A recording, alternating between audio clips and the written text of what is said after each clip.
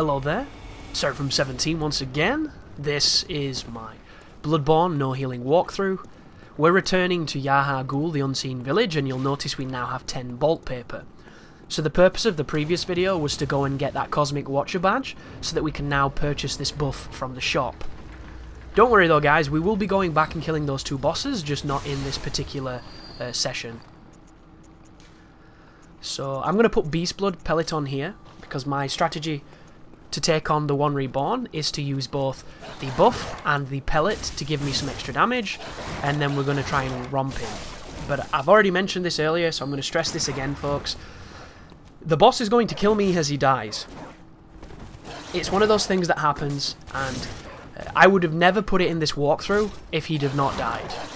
Because, you know, I hate dying in a walkthrough. The point of a walkthrough is for me to show you how to beat it. It's not to show you how to die.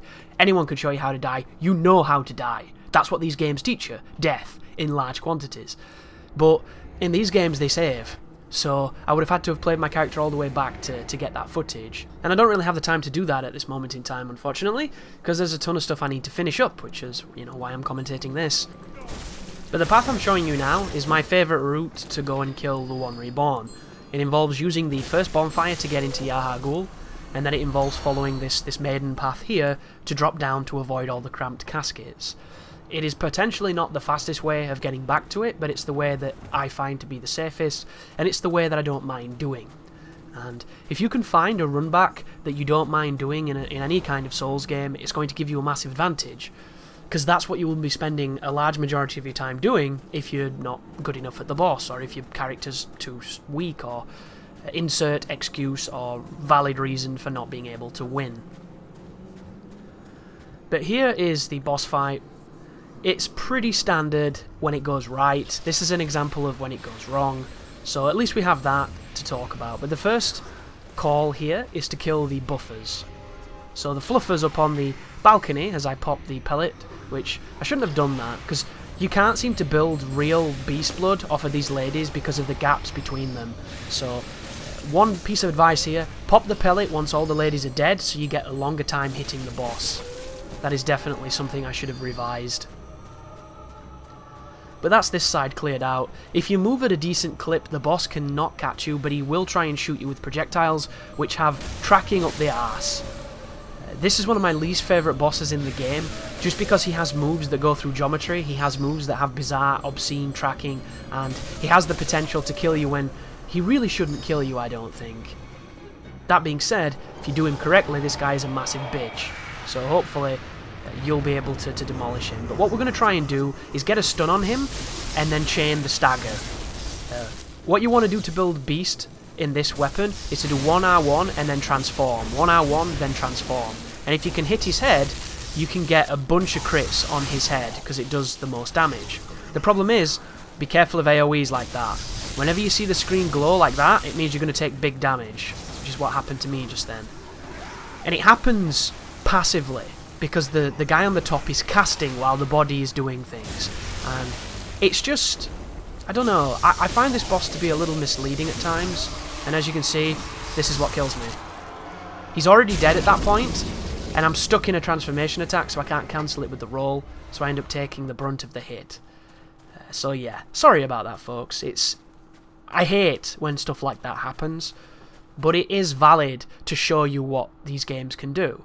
And when I ran back in, I was hoping he would still be alive, because there's a time in these games where that will happen. You won't have killed them quick enough and it hasn't saved, so you come back and he's still alive. And a normal player, it'd be like, oh my god, he's still alive. But to me, for recording purposes, that would have been like, yes, he's still alive. He was not. At all. He was very dead. So there is your hard-earned lamp. And then from here, we're going to push into the second floor of the lecture building. As I take a little brief moment there. You can tell there's trepidation in my play because I'm already thinking like, oh god, he fucking killed me. What am I going to do? You know, how am I going to make this work?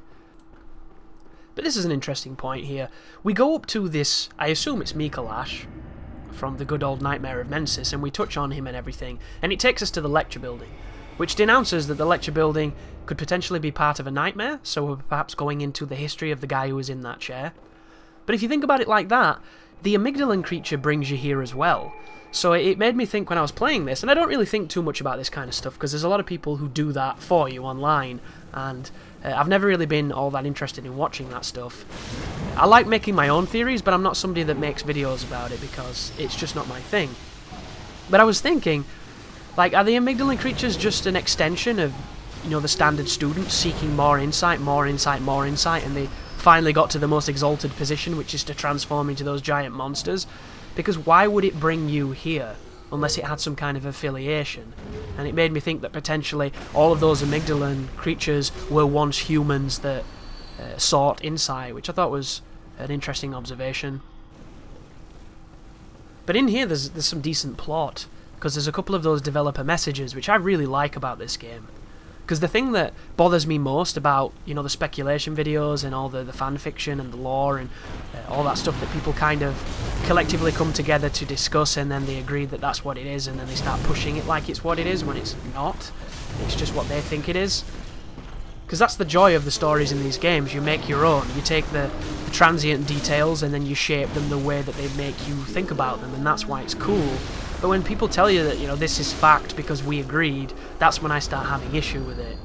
And those messages, they can be quite ambiguous and you can interpret them in a few ways, but they are 100% valid, straight up, irrefutable facts about the game. And I really like that distinction, because it's concrete, you know. You can't say, well, I think it's this and that is bullshit. You can't, because that's straight up. And I really enjoyed that aspect of the storytelling this time, where they added that feature.